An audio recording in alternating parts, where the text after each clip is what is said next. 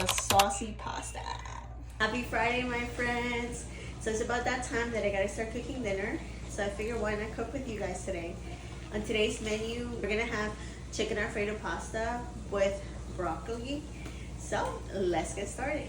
I already marinated my chicken with onion powder, garlic powder, oregano, black pepper, paprika, and some chicken bouillon. My water is boiling, so let's put the pasta in.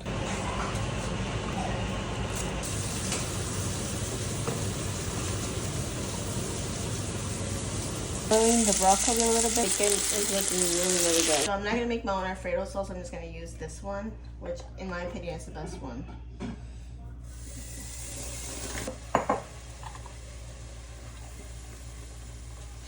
I like my pasta very saucy, if that makes sense.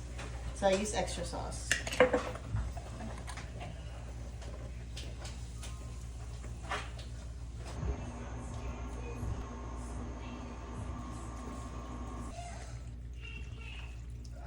This is what I love, a saucy pasta. Chicken's ready, broccoli's ready, and the pasta's ready. So let's eat. My sister's gonna try it.